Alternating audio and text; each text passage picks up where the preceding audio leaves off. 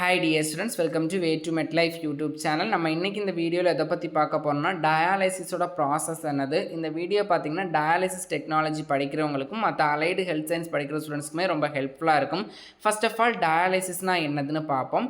இப்போ நிறைய பேருக்கு பார்த்தீங்கன்னா நம்ம அதிகமாக ட்ரக்ஸ், அதாவது டேப்லெட் மெடிசின்ஸ் எடுக்கிறதுனாலையும், ஆல்கஹால் யூஸ் பண்ணுறதுனாலையும், ஸ்மோக் பண்ணுறதுனாலையும், இதே மாதிரி நம்மளுடைய உணவு பழக்கங்களாலையும் நம்மளுடைய கிட்னி அப்படிங்கிறது அதோடைய வழக்கமான செயல்பாட்டிலிருந்து மாற்றமான செயல்பாடு, அதாவது கிட்னி செயலிழக்கலாம், kidney failure, other kidney disease காரணமாக நம்மளுடைய உடம்புல இருக்கிற வேஸ்ட் எக்ஸ்க்ரீட் ப்ராடக்ட்ஸை பார்த்திங்கன்னா கிட்னியால் என்ன பண்ண முடியாது, ஃபில்டர் பண்ணி நம்ம பிளட்டை சுத்தமாக வைக்க முடியாது. இதே மாதிரி செயல்முறைக்கு பேர் தான் kidney failure R kidney disorders. நிறைய மாதிரியான டிஸார்டர்ஸ் இருக்குது. இதன் காரணமாக நம்மளுடைய உடம்புல இருக்கிற பிளட்டில் பார்த்திங்கன்னா பிஹெச் லெவல் இன்க்ரீஸ் ஆகிறது, பிளட்டோட electrolytes level decrease or increase ஆகிறது.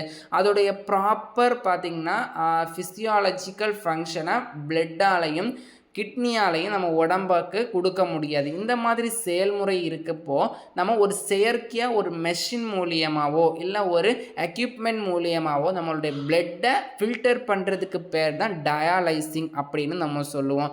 இதுக்கு யூஸ் பண்ணுற மெஷின் பேர் தான் டயாலைசர் அல்லனா ஆர்டிஃபிஷியல் கிட்னி. நம்ம கிட்னி எப்படி நம்ம பிளட்டை சுத்திகரிக்குதோ அதே மாதிரி இந்த டயாலைசர் பார்த்திங்கன்னா நம்மளுடைய பிளட்டை ஆர்டிஃபிஷியலாக, அதாவது ஒரு தொழில்நுட்பம் மூலியமாக நம்ம உடம்புக்கு வெளியில் ஒரு மெஷின் பார்த்திங்கன்னா அந்த பிளட்டை சுத்திகரிக்குது.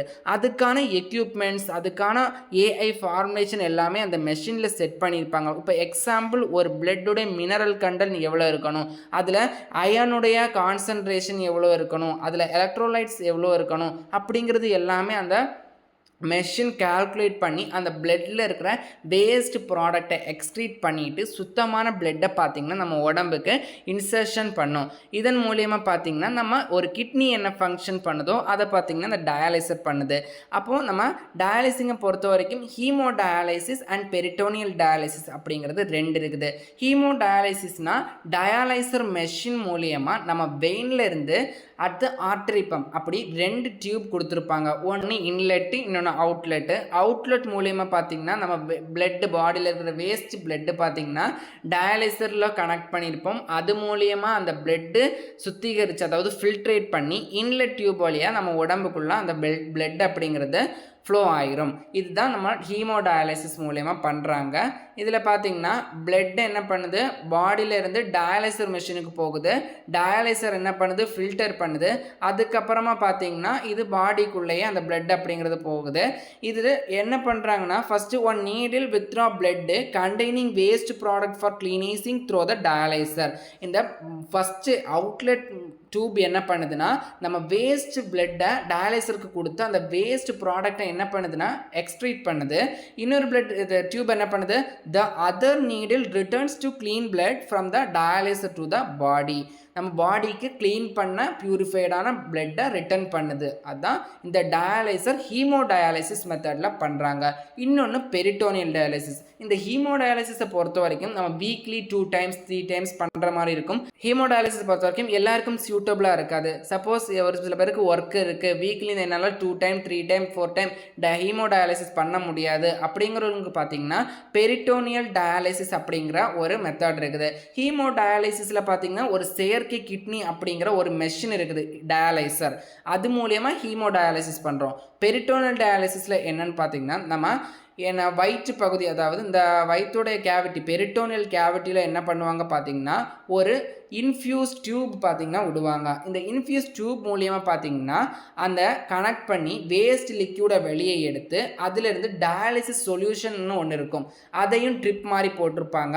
இந்த வேஸ்ட் சொல்யூஷனுக்கு அப்புறமா இந்த டயாலிசிஸ் சொல்யூஷன் அப்படிங்கிறது நம்ம அந்த பெரிட்டோனியல் கேவிட்டிக்குள்ளே போய் என்ன பண்ணும் பார்த்திங்கன்னா அந்த பிளட் அப்படிங்கிறத சுத்திகரிக்கும். பார்த்திங்கன்னா a small soft tube is surgically placed through the abdominal wall into the peritoneal cavity. ஒரு மைனர் சின்ன சர்ஜரி மூலமா என்ன பண்ணுவாங்க பார்த்தீங்கன்னா ஒரு டியூபை உள்ள விடுவாங்க பெரிட்டோனியல் கேவிட்டியில். அடுத்து dialysis fluids are poured into this area via catheter for dialysis take place. அந்த ஃப்ளூயிட்ஸ் அப்படிங்கிறத எடுத்துருவாங்க.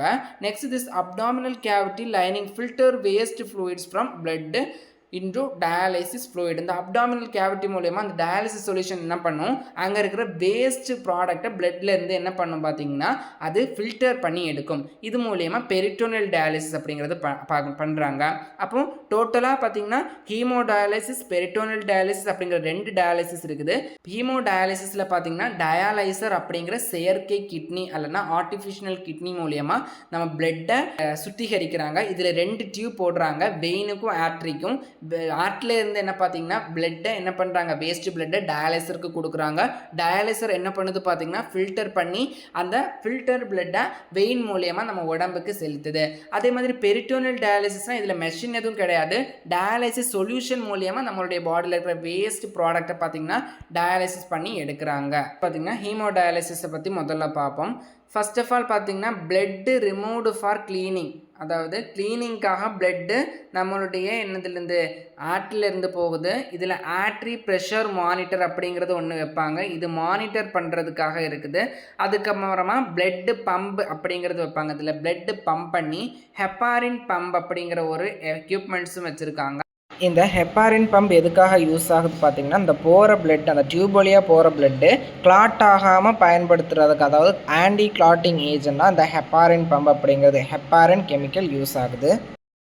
அதுக்கப்புறம் டயாலைசர் இன்ஃப்ளோ ப்ரெஷர் மானிட்டர் அப்படிங்கிறதும் வச்சுருக்காங்க.